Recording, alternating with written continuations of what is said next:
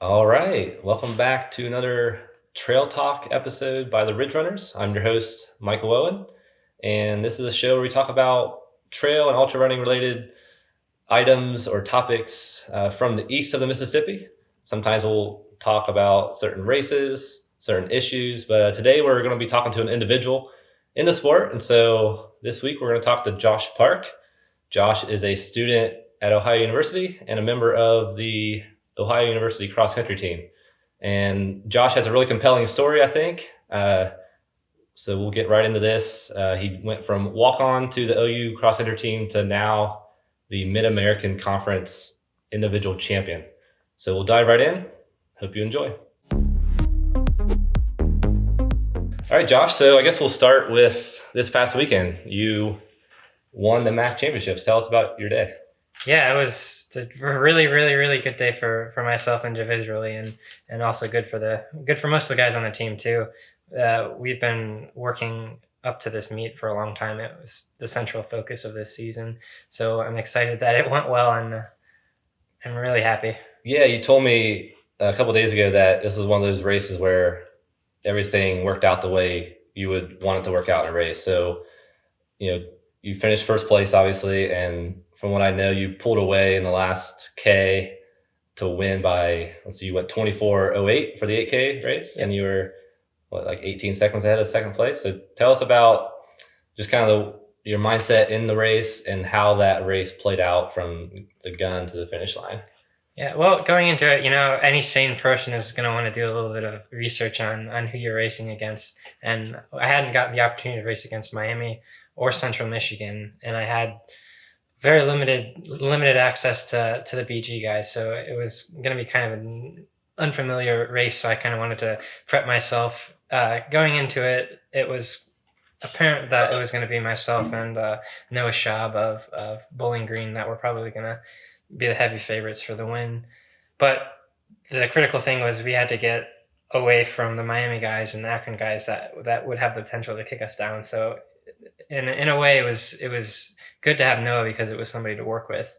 So the conditions for the race were absolutely perfect. It was, I think, 40 degrees and raining, and the course was still very, very firm and quick. Nice. It was a golf course, and it's mostly run on fairways. Yeah. So I'm really excited about that because that kind of thing favors, guys that like road races and that kind of thing. Mm-hmm.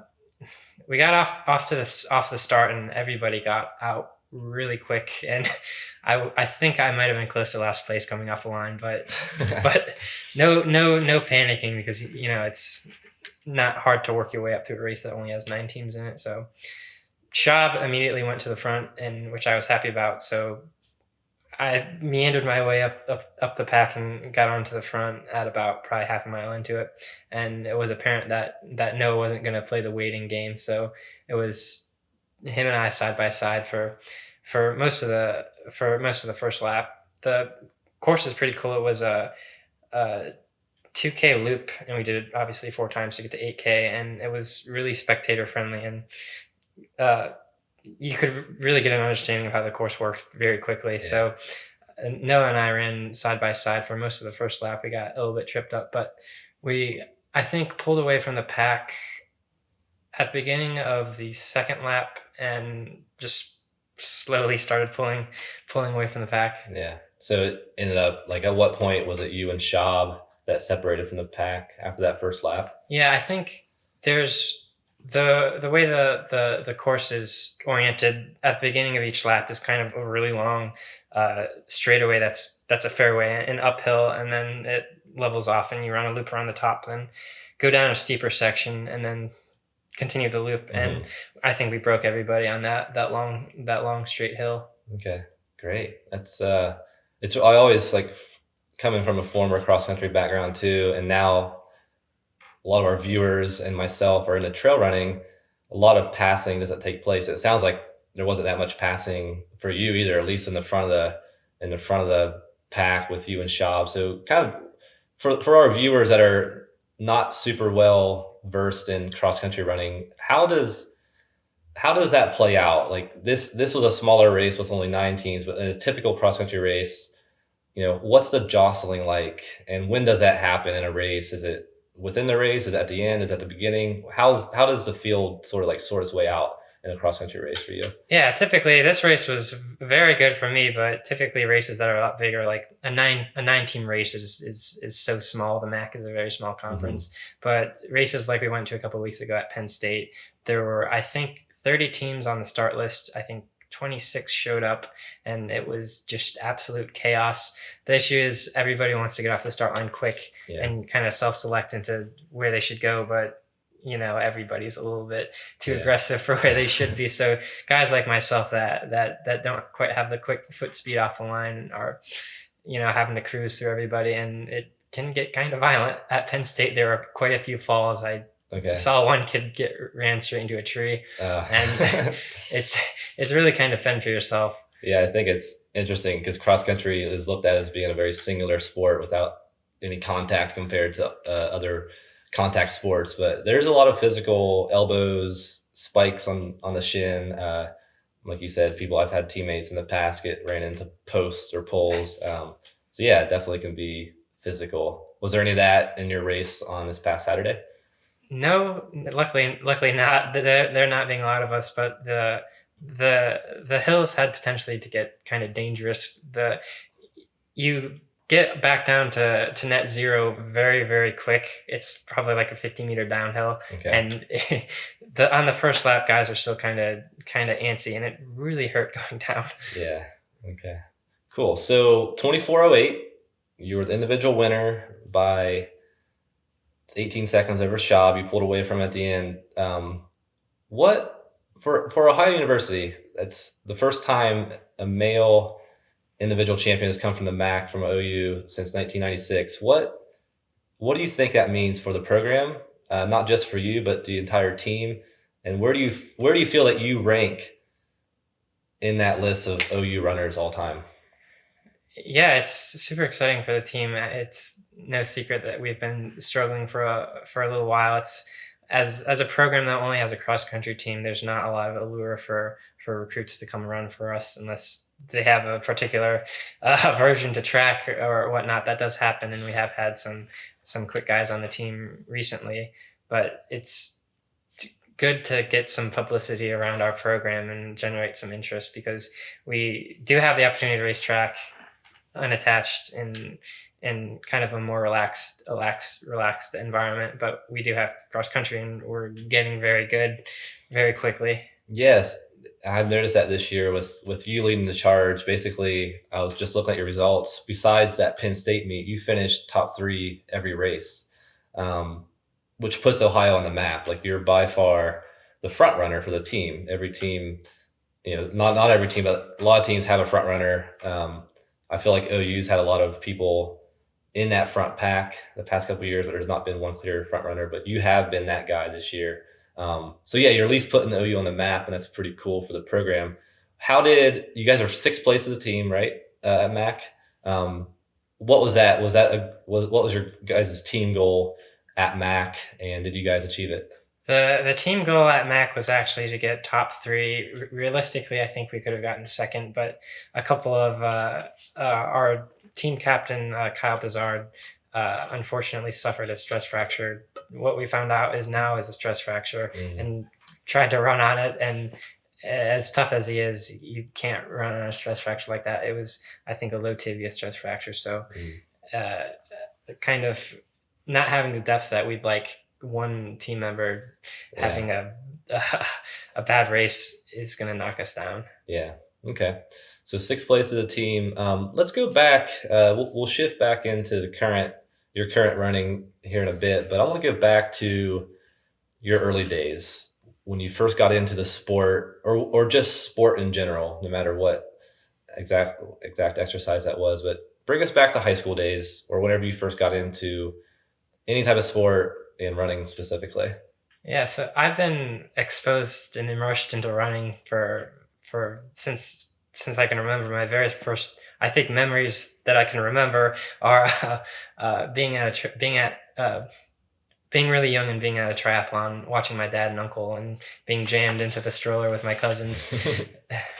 And so my dad and my uncle are both very, very good age group triathletes, and were and still are. And so I've been around triathlon and running for my entire life. Yeah. And I guess I'm not sure if I actually started any sports before I started running. I mean, I played the standard soccer, baseball, a little bit of hockey, but my dad got me started running when I was 7, I think, and I Okay. think I ran a 5K when I was 7. Wow. And you just one, looking up to him and my uncle is just like, wow, I want to be like them.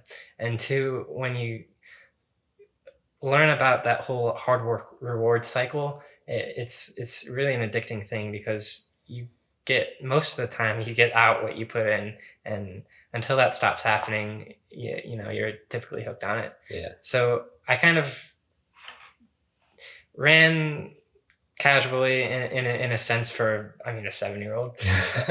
Only so much you can do at that age. Yeah, up until junior high, and then didn't really think that I had that much talent per se because there's nobody to compare yourself to. Right. So I got into junior high, and it was readily apparent that that I had a knack for this. Yeah. So you ran cross country and track in junior high, and you went to Amherst High School. Is that correct? Yep. Amherst, and so let's go on through high school. And I know triathlon is a big part of. That's how I knew you initially, at least several years ago. Were you participating in triathlon, competing while you were in high school, or did that kind of come post collegiately? And were you participating in running because of triathlon? And when did that sort of like morph in, or one became more like you became more dedicated to one or the other? At what point did that sort of morph together? Yeah, so I did dabble in a little bit of triathlon. I think I did a sprint triathlon when I was 11, Okay. maybe. And so, you kind of do that in the summer because there's, no cross country, no track to do. So I progressed through junior high and into high school, and really shifted my focus towards cross country because Okay. who cares about triathlon when you're in Right. high school? Like there's no glory or recognition for that when something that happens in the summer. But I ran pretty well for a freshman in high school. I mean, nothing spectacular. I qualified for regionals at a D1 school, which is respectable. And I think I had some injury issues and didn't run track, but that's, it wasn't anything out of the ordinary. That was the first time I ever got injured. So, you think it's a just one-off thing. Mm-hmm. And then sophomore year of high school is when I really improved, I guess you could say. And I think I was ranked in the state at one point, the fastest sophomore in the state for a little while. I won a race and unfortunately didn't make it out of regionals, but Okay. It was a good, very, very good year for me. I think I had a PR that was under 16 in the 1540s. Yeah, 1544 PR as a sophomore in high school. I mean, even today, high school. I know high school in Ohio, very competitive state in the country for cross country.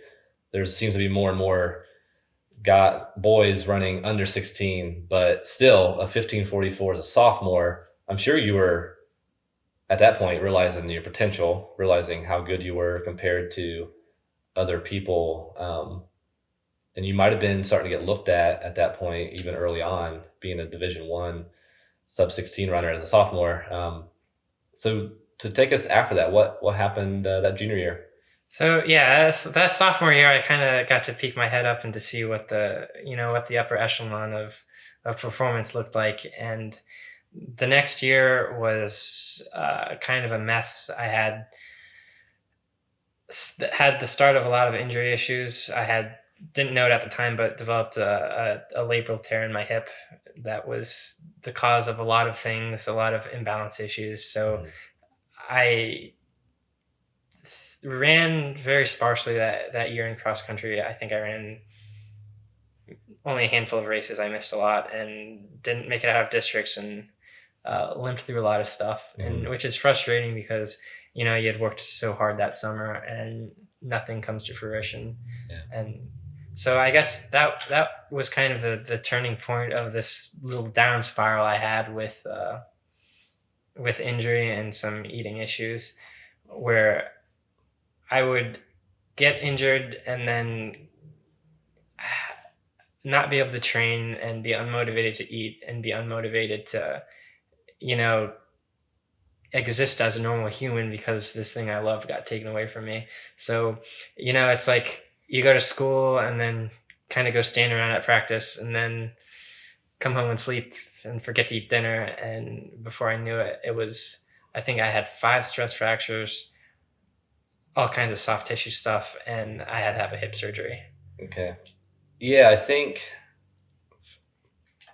when runners have this knack of really identifying with the sport, and from my experience with injuries and just talking with other people, whenever you hinge your whole, like when you identify yourself as a runner and then that's taken away from you at a young age, especially, like it's really hard to cope with, even, and you're experiencing that at such a younger age than typical person. So at what point did you realize that was playing a role in to your injuries? How did you cope with that eventually, and what kind of support did you have around those injuries and eating issues that you had? Yeah, so I kind of continued that trend up until really my second year of college. It just, like I said, it kind of tumbleweeds because you get depressed because you get injured, and you don't realize it at the time, but you're doing things that are setting you up for failure time and time Mhm. again. And if you don't have anybody that understands what that is or has an outside perspective, it seems like you're helpless. In reality, you're not. And it's like you said, it's tough because if you identify as a runner and a student, and it's hard to judge your own value as a human if you only have those two things. So when one of them gets taken away, it's kind of feel like, like you're nothing. And that's kind of the way I existed for 4 years, which is really kind of depressing. So obviously didn't get recruited to run in college because no one's going to take a risk on somebody that had a major hip surgery and has had 5 stress fractures and got a stress reaction on my femur, and that's tricky to do. And So so was that hip surgery, take us back on the timeline of you, senior year of high school then? yeah, I think I got the surgery in the summer of before my senior year of high school. Okay. And you didn't compete, obviously, post hip surgery, correct? Yeah, I had really, really, really was excited because I had one more chance to run track, and I had never actually. I think I only had run 3 track races my entire high school career. So this was my last shot. Cross country was out of question because of the nature of the rehab of the surgery. It was just not even close to enough time. It's like a Yeah. 6 month turnaround on those Right. things, and was so fired up to prove myself on the track, something I'd never gotten to do before, and popped a stress reaction on the other leg in my femur. Okay. So that was kind of the turning point where I'm like, I keep putting so much emotion into this sport, and I'm putting so much time into it, and I'm getting nothing in return. So Yeah. it was, in a way, time to just be like, well, this isn't making me happy. Every time I try, I'm snapping in half. So I'm just going to stop. Yeah. And so you stopped running for a bit then? Yeah. Completely. So during this time too, during this 4 year stretch, particularly, the stretch of surgery and then the stress reaction your senior year, was there an individual that you leaned on? Was there a support group? Was there anybody that you credit to kind of like being there the whole time? Yeah, I was really, really lucky to get matched up with a physical therapist out in Cleveland for the rehab from the hip surgery. Mike DeRobertis is kind of an old school physical therapist. He's, it's you go in for an hour and it's one on one, and he's in this old building on Carnegie Avenue, and you just understand that the guy knows his stuff, and to have somebody that doesn't necessarily know you that well, but still has confidence in you, and is saying, I know what's wrong with you from a strength point of view, Mhm. and it doesn't have to be like this, and we can fix you and make you better. Yeah. And so he helped a lot, and I have to credit him with making me a self-actualized person, because you can sit around and all of these bad things can happen to you and you just think that just bad stuff happens to me there. Mm. But there's always an underlying mechanism, and until you understand that you can intervene in that and change it and take a step back and look at why things are happening to you, then not only you'll be a healthy person, but you'll be a better runner, because that kind of thing applies to all facets of training and staying healthy. Right. It's strength and realizing what results or what causes results can be very, very important for an athlete, not just a runner. So OU, you went to Ohio University. Why did you choose Athens at Ohio University, and what was your intent in college, since you weren't being recruited like most 4-year or 5-year cross country runners in college come to school with the intent of being a varsity athlete? You're a little bit different because you weren't recruited. So how did you end up here in Athens, and what did you do initially when you were here? Yeah, it's kind of like I had nowhere left to go. Options were OSU and OU, and I wasn't too keen on the big city, so it seemed really, really, really crowded. So just kind of no other options. And I obviously wanted to go to a Division I school because not in all cases, but the education is more standardized and consistent at a bigger college. So it was that over a smaller school, and public schools are cheap. Yeah. So that's why I landed here. Okay. So this is about the time. This would have been 2000 and the fall of 2015 when you were a freshman at OU, I believe. I don't know when I first met you, but my first time that I remember you was on Strava. I don't know what role Strava plays in your life. For ultra runners and trail runners, at least here in Southeast Ohio, Strava seems to be a very central role in the running community. And so all of a sudden I see this Josh Park, this young kid, start popping up on some of the segment leaderboards. I think there's a couple of segments that you stole of mine, and I was like, who is this Josh Park kid? But then I started noticing that you were not primarily a runner and that you were biking a lot. And you obviously have a triathlon club shirt on. So what, your dad and your uncle influenced you a ton in triathlon. So at what point did that become part of your training or your main form of exercise at OU? And tell us a little bit about if you have any feedback about the triathlon club, share with us that. Yeah. So, I just decided that I was too delicate, too injury prone to run. So I was kind of getting my fix for, we all want that endorphin high. Right. So I was doing a lot of cycling, and still probably with intent on getting back into triathlon. And so I realized that I could probably compete at a very high level in triathlon without having to run that much. Mm-hmm. So I was running close to 12 miles a week. And it's like, if I'm running only 12 miles a week, there's no way I can get a stress reaction. There's no way I can get a stress fracture. So I was happy with that. And, I think I derived a lot of fitness from being on the bike and being on the pool. Yeah. And so 12 miles a week, as a runner, it doesn't look like much, but you were also putting in 10 to 12 hours or more of biking and swimming. So did you compete? Did you ever actually compete on the circuit or whatever the it's not like there's a varsity team, but how did you get your competition fix? Yeah, and that's the thing about triathlon, you can only do it in the summer. So Mm-hmm. it was, I would race a lot in the summer and do well at elite level races, some pro races, nothing huge, Yeah. but enough to get by during the summer, which is good, because that's running on its own is good, or exercising on its own is good, but there's a part of competition that you need and want. For sure. Cool. So that was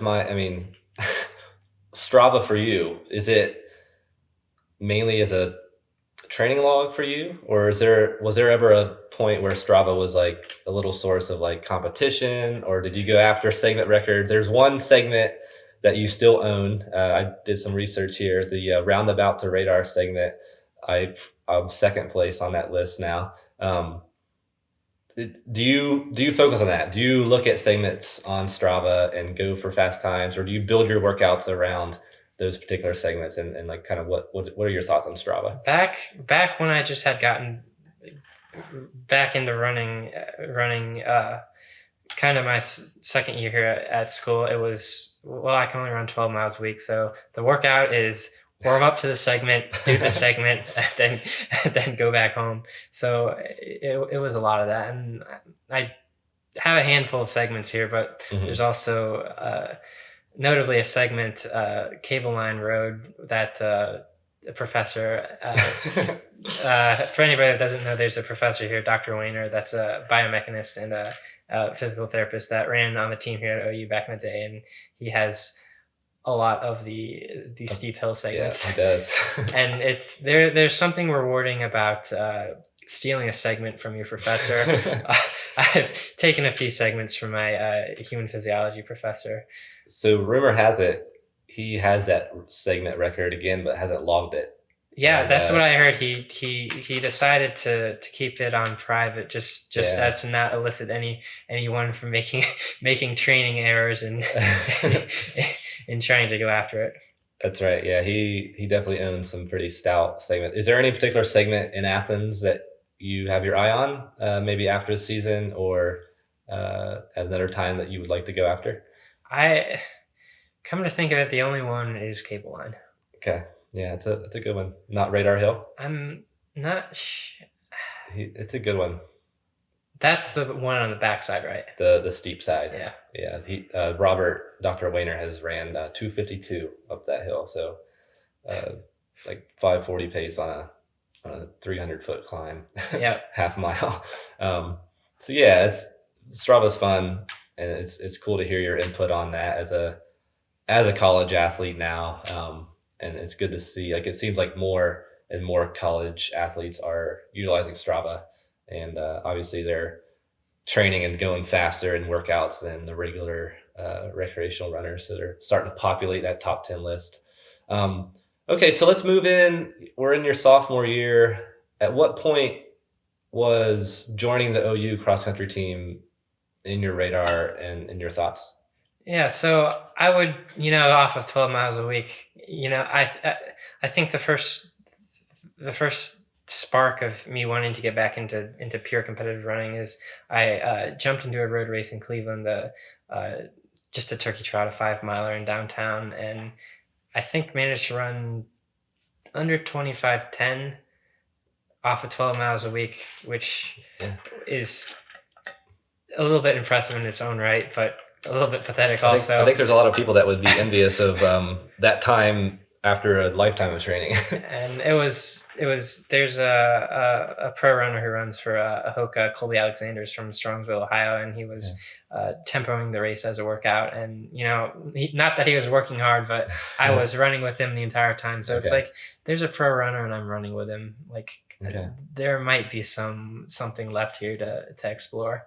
So, and then I see that time and I look at some of the guys on the team and it's like, I think I might be able to get on the team because my full 5-mile road time is comparable to a lot of guys on the team right now. Mm-hmm. So this was your summer before your junior year? Would that be the right timeline? Yep. Okay. And then that's the season that you walked on to the team, right? Yep. Okay. So you walked on. This would have been 2017 fall. You were just a walk-on. I don't know what the expectations were from the team, from the coaches, or from the teammates. But then you started competing with the OU, with the Ohio University singlet. Tell us how those first, it had been over 4 years basically since you competed in cross country. How did those first couple of meets and cross country races go for you? Not just times wise, but also like mentally. What was your mindset in those races, how hard did you go after it? How much did those injuries kind of linger in your mental state, and how did that all go? Well, first we should rewind back just a second. Okay.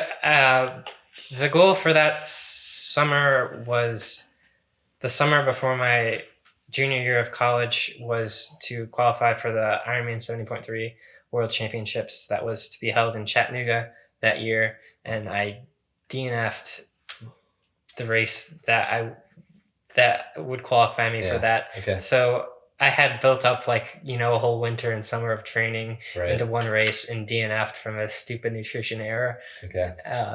So I had nothing to work for. I think the race that race would have been in September, and I'm like, well, I have nothing to do. Mm-hmm. So I was kind of lost for a while and figured that there would be no harm in me trying to walk onto the team, even if the injury stuff came back.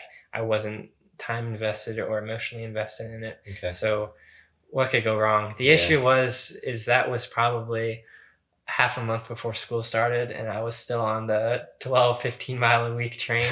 So it was maybe a little bit ignorant on my part to just assume that I would be okay off of that kind of volume. I mean, I was doing a lot of volume with the other stuff, but today I ran 10 miles, and that's 90% of the volume I was doing before then. So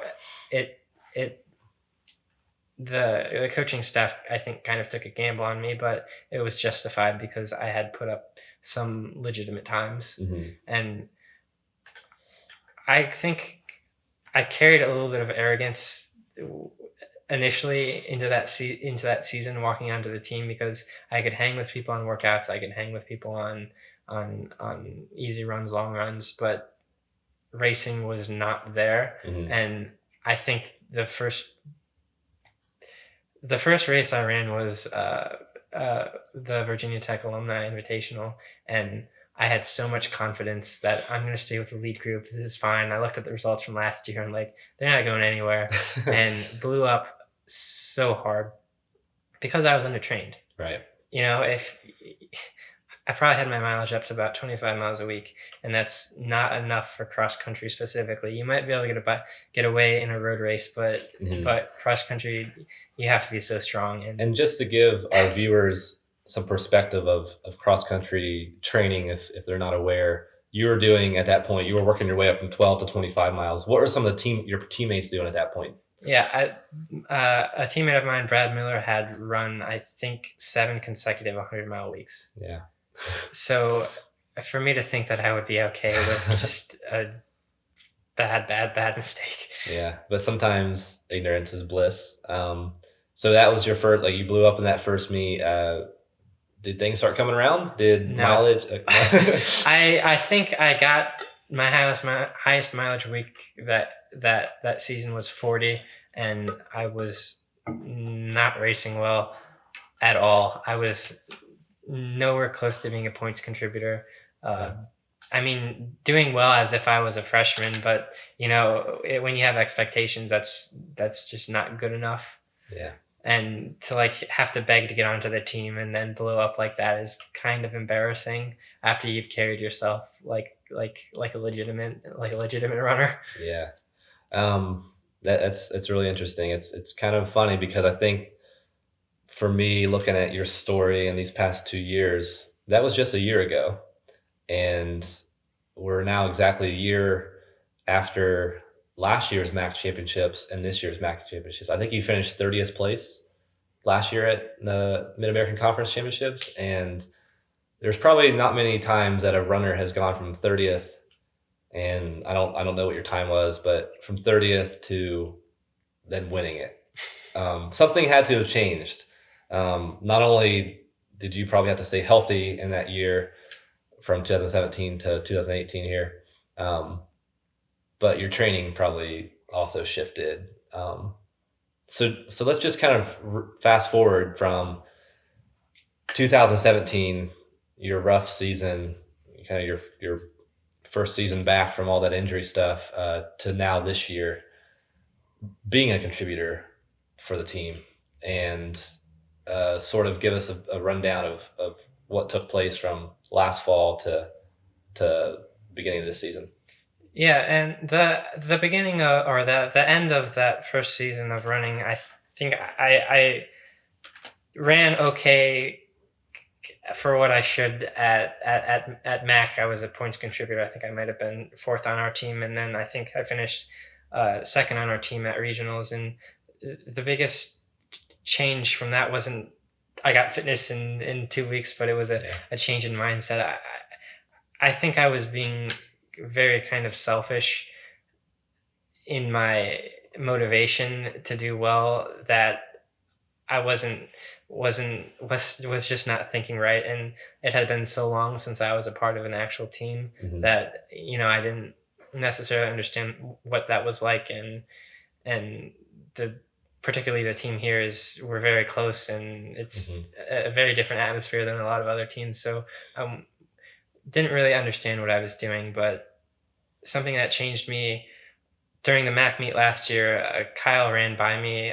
For whatever reason, he was behind me at that point. I'm not sure what point of the race, but he yelled something at me like, "Do it for the family." Yeah. And that kind of flipped the switch in my head. Like, I can't afford to have a bad race because people are relying on me. Like, I got adopted by this group of guys, and I'm not just going to be selfish and blow up and jog it in because I can't handle it. So that was a turning point where, I kind of really felt like I was a part of the team and a contributor. Yeah. That is something that cross country does bring out. Running is an individual sport, and the better you do individually, the theoretically better the team does. But like you said, if it's all about yourself, or if perspective is only worried about yourself, you don't have that team motivation. So it sounds like you took that role on too, and really accepted being a part of the OU Bobcat team, which is from my time in Athens, seems like a great fraternity on the men's team with the alumni and the current team. So let's go ahead and shift up.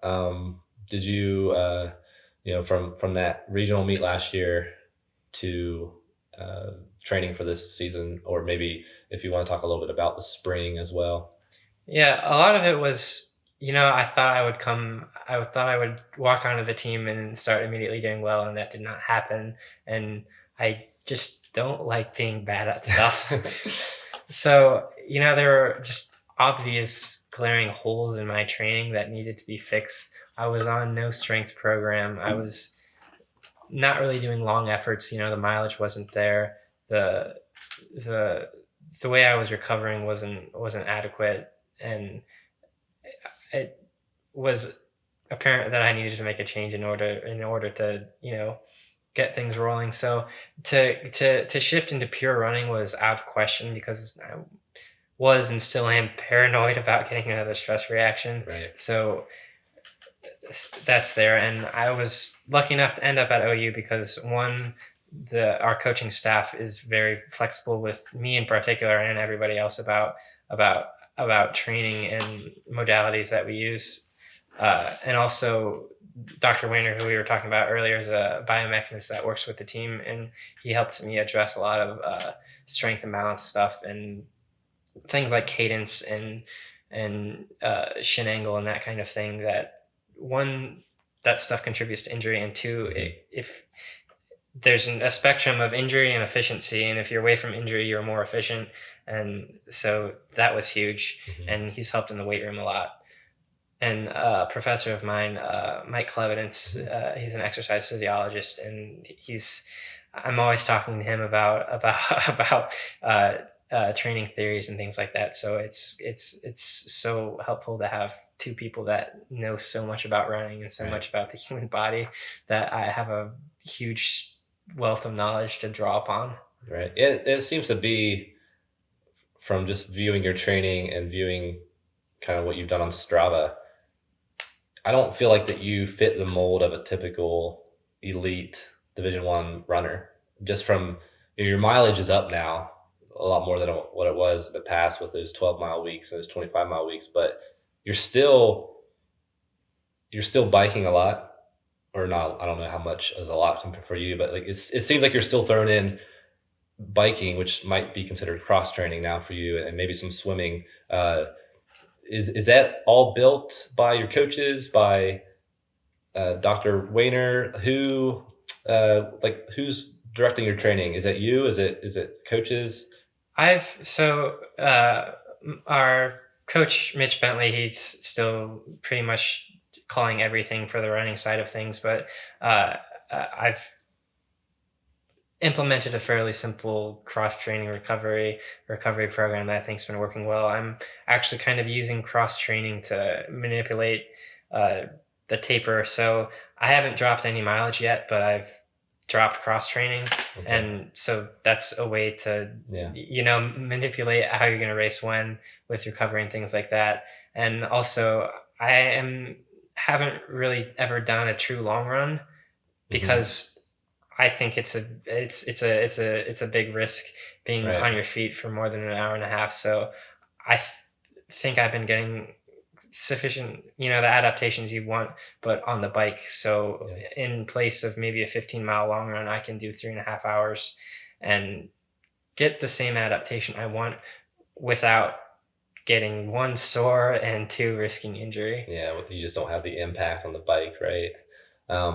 Yeah, because I've noticed with your training, there's been some days after a race that you don't run, or throughout the week you'll take a day off perhaps and bike an hour or more. And yeah, like you said, there hasn't been that many runs for you over an hour and a half. Is that something?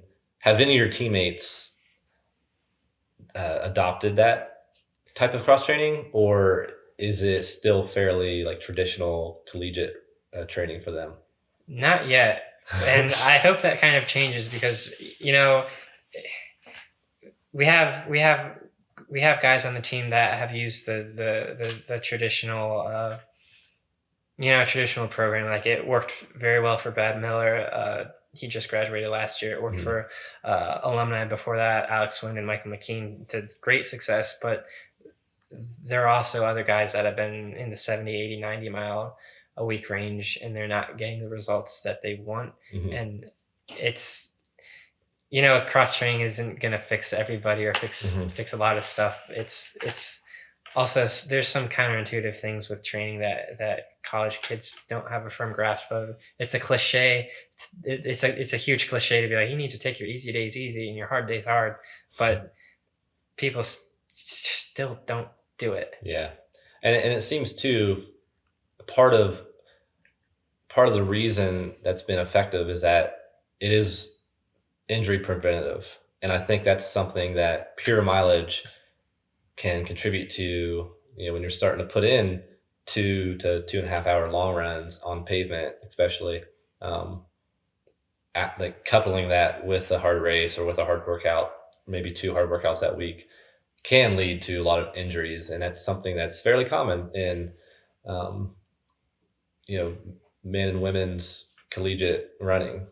People are going at a high level, trying to prove themselves.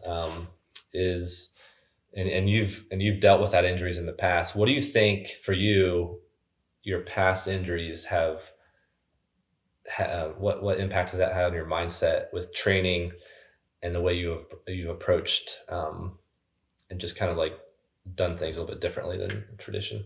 Yeah, and for one, I'm definitely, every run I go on, I'm so grateful because I know what it's like to be on crutches. I know what it's like to be in a boot, and it is terrible. And the runs you go on and it just feels like you're not working and it's just euphoric and you're just floating through, floating around. It's so good. And I definitely don't forget what it's like to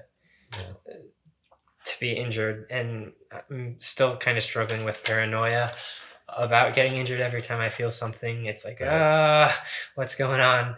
But, I think a difference between myself and a lot of other people is I'm an exercise physiology major. Yeah. So there's you can view training through the lens of just a traditional runner. And that's, I have to work hard because because the guy who works the hardest is going to be the fastest, and that's the way it is. And I gotta just beat myself to death all the time because that's how people get fit. And but from a perspective of an exercise physiologist, I'm every run I go on, I'm thinking about what adaptation am I looking for, and I think when you have that kind of mindset, that it's just easier to be like, well, I could go for a 3.5 hour bike ride and get what I want out of it, and be confident in that because I know that it's going to work and it has worked. Right. And if you don't have that knowledge, you don't have that perspective, it's like, well, I did work out today, but I didn't run. So and it's, I think for those people, it might not be good for confidence because even though they are fit, they're like, well, my mileage has been down and that's what I'm just not ready. That's probably what I would think. Cause I'm a runner mentality. I don't have exercise science or exercise physiologist or mentality.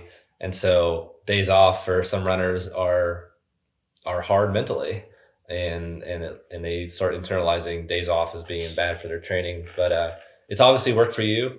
A good segue into your success this year.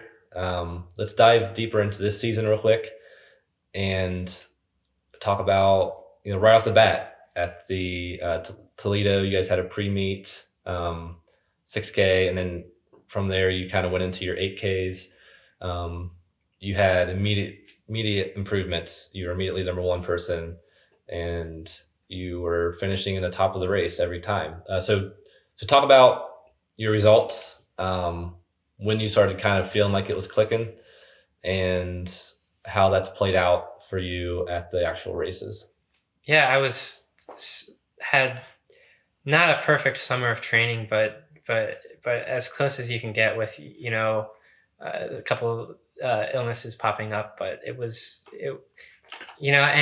basically anything is better than what I was doing the summer before for specifically cross country. So I was really kind of antsy to get started racing because I know I had some fitness and I'd hit some workouts that were really solid, and kind of against the wishes of my own coach. Really wanted to get out and prove myself against other schools at that pre-MAC meet, the first meet of the year, and ended up third without having to go to a terribly dark spot because you can only go to the well so many times per year. So we were really kind of content with that. I think the only teams missing from that meet were Central Michigan and Miami. So essentially thinking that you're seeded third in the conference is a huge confidence boost. And so we rolled into the next meet at Kentucky, I think, the Bluegrass Invitational, and had a bit of confidence from that. The only other team that was the only other threat that was there was Kentucky, of course. EKU typically goes, but they weren't there this year. So I thought, well, it's just one team. Yeah. I think I've got a chance. Yeah, there's a picture that I've seen from that race, and you're there. And then there's you got your white and green singlet on, and there's basically like 5 or 6 blue Kentucky runners surrounding you, and you were basically leading the charge. Is it your prerogative to put your nose up there in the front of the race? Yeah, I just am so not content with going to a race and thinking it would be a good race if I got top 10 or top 15.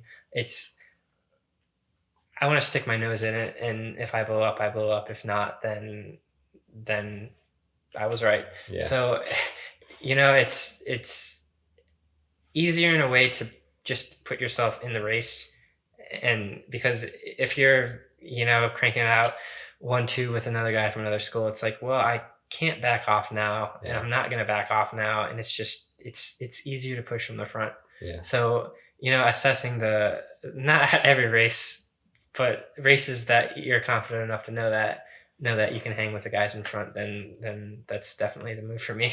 Yeah. And so you did pretty well at that Kentucky meet. Conditions must have been a little harder because you were 25-30 at that race, but you were third place. But then after that, it seems like your time started dipping. And so you rattled off a couple low 24-minute 8Ks at the Virginia Tech and the All Ohio meet. Yep. and then you won the All Ohio meet, which really kind of puts your name, at least in the state, as being out there. Not all the teams from Ohio go to the All Ohio meet, but the majority of the colleges and universities from Ohio are there, and you won, and the team won too, right? Yep. And so OU was kind of recognized. You helped lead the team to that win. How big of a shift in the times was that for you in the result in like the your like your low 24s? Yeah, I wasn't necessarily surprised because I hadn't got a chance to. I mean, that first Toledo race was a 6K, and that Kentucky race was at an equestrian park that was pretty chewed up and muddy. Okay. So I knew if we got the chance to run on a clean, legitimate course, that we could roll pretty quick. Yeah. I honestly didn't have any concept of time where I would finish at All Ohio. It was just get to the front and Yeah. try to stay away. So it's been like that the past few races where I'm totally not concerned with time. It's all performance based at this point. Yeah. So, and I think there's a shift from when you get confidence. To say I have confidence is still kind of shaky still, but compared to last year, when you have confidence, then you're not concerned about time, and it's just you do what you have to do to be in the front, And it at this doesn't point, matter. and at this point for you, you're 6 meets into the year. To me, at least from the results, you haven't had a bad race. That does build, and so 6 races in a row where you've been fairly successful in the standings and with your times improving still, like we're up to the point where you won MAC now as your 6th race of the year and you PR'd right in the 8K. Where's your confidence at now going into regionals in 2 weeks? And what's your goal at regionals? Yeah, I'm the primary goal of this year was definitely MAC, and the secondary goal is to make it out of regionals, and top four not on a team. Top four individuals not on a team advance to nationals. So I'm not sure yet how many teams are going to make it out. It could be as few as 3 and as most as 6. So, from a national perspective, I'm ranked in the top 10 in the region, depending which list you look at. But Right. but I'm confident that I can hang with the guys in the front. Okay. So taking out those team scores that advance, you need to finish top 4 in the regional meet, which is now a 10K. Yep. Is there, you're going up from 8K to 10K, which doesn't seem like a huge jump, but runners, you can probably testify like how much of a difference that is going to be. What's your thoughts on how you're going to approach this 10K distance compared to the 8K, or is there any difference at all? There's for cross country, there's not much of a difference. The pace is pretty similar, and you just kind of hold on for 2 more K. Right. It might be a mental thing, but you'll pass the 8K mark and be like, oh, we're through 8K. Yeah. It's only 2 to go. Yeah. So it's going to be a good thing for guys like myself and Noah Schaub that are not necessarily, speed oriented guys to have 2 more K to work with.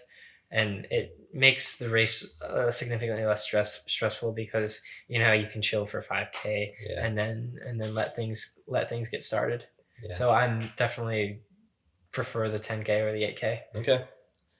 And you've had success at a longer distance race. This is something I haven't brought up yet, but back in May you were 2nd place at the Cap City Half Marathon, which is a road race, but not a slouch race. You were 2nd place by just a few seconds behind Evan Schwartz, who is a Olympic marathon trials qualifier.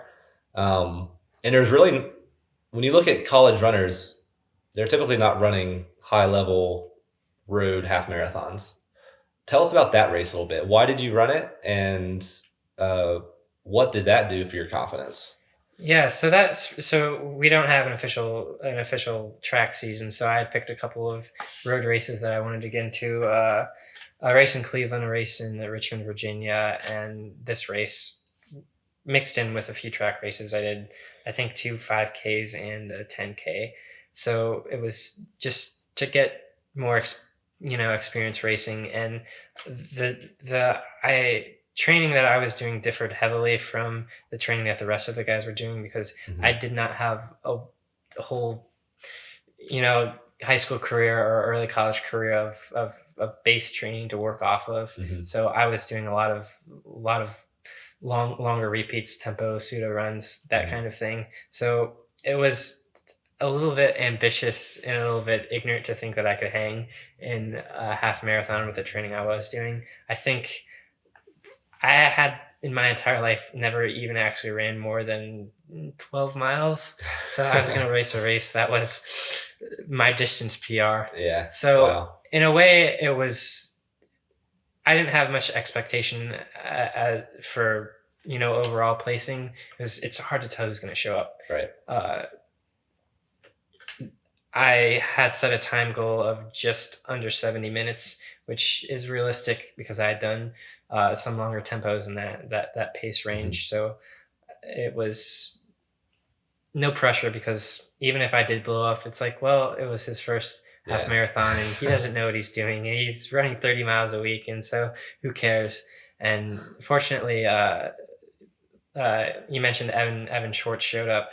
He's uh, was living in Columbus at the time, Okay. and he's kind of a Columbus running legend. Yeah. Uh, so he was, obviously picked to win.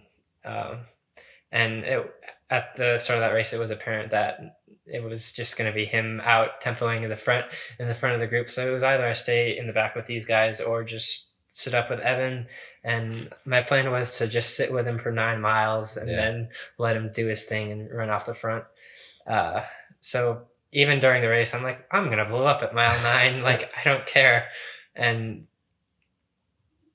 he started to struggle a little bit, and Yeah. I thought, well, I might have a chance. Yeah. And you blew your time goal out of the water, 108.02 or 01. And I don't know what pace that is off the top of my head, but it's pretty quick. Yeah, close to 5:12 maybe.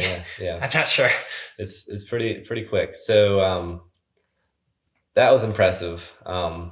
And so kind of just like using that as a segue into the future. Obviously, you have to worry about regionals, and hopefully, let's just go ahead and say you're going to make it to nationals. Um, because you're not doing it the traditional way.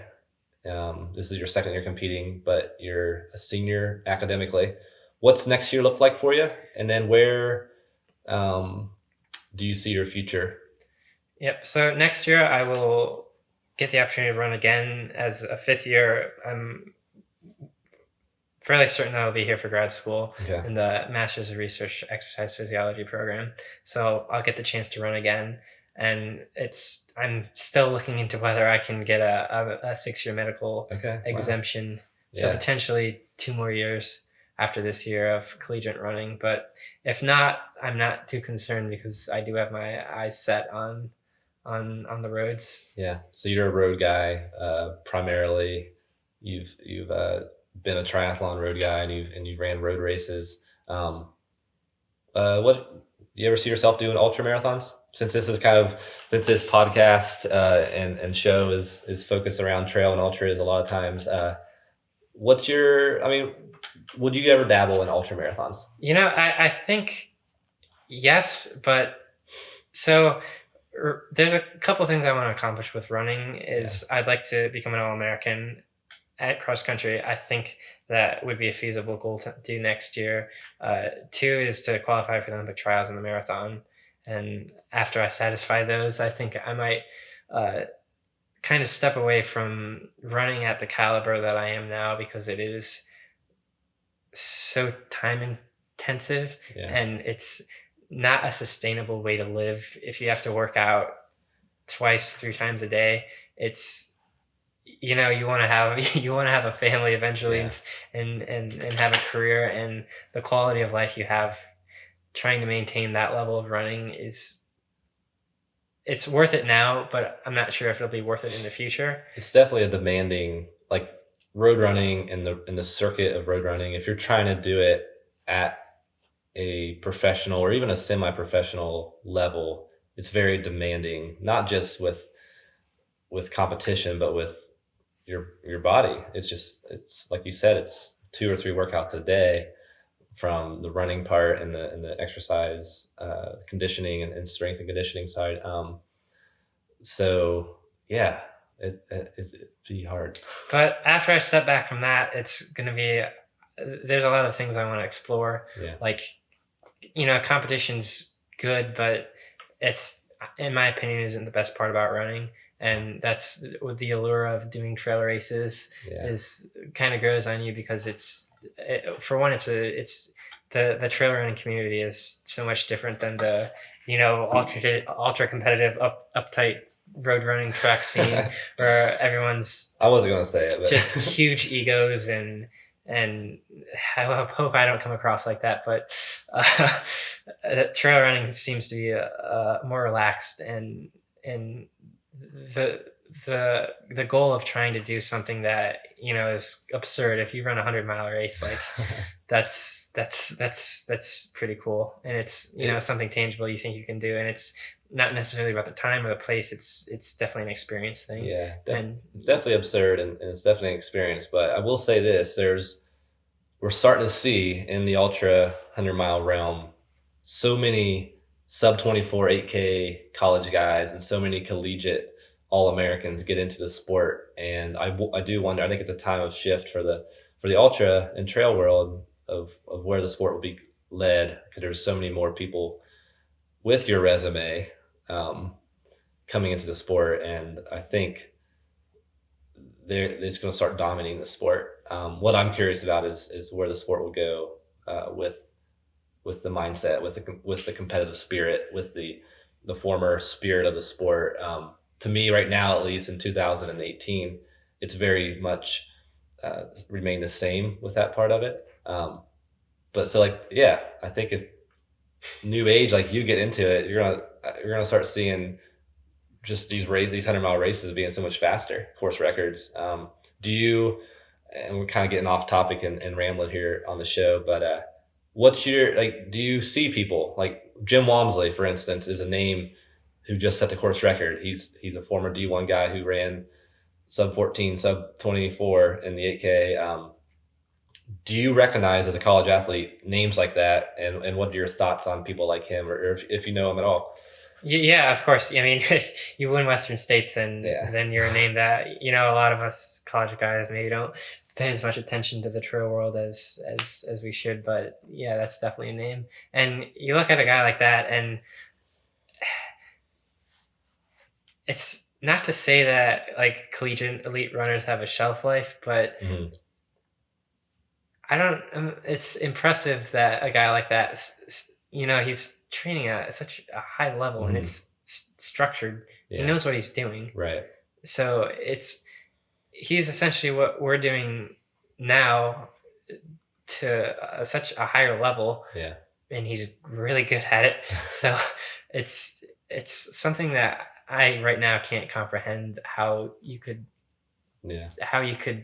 have the same mindset as a collegiate athlete, but as a trail runner, and he's running very fast. Yeah, definitely. It's an interesting mix, and I'm curious to see how that will change, or how long people like his shelf life will last, and so forth. So yeah, that'll wrap it up here. I'm really excited to see how you do in a couple weeks. What's the date of the regional race, and where can people kind of follow along with that? Yeah, the regional race is in, I think, November 9th. I'm not sure. We get a 2-week gap in between MAC and regionals, and the following week is nationals in Wisconsin. Regionals is in Terre Haute, Indiana. Okay. Well, hey, great talking to you. It's been really interesting to hear your perspective with your injuries, how you approach training now. It seems like you've really got a great perspective on the way you approach the sport, and rooting for you, and excited to see what you do in a couple weeks and next year. So thanks, Josh. Awesome. Thanks for having me on. Yeah.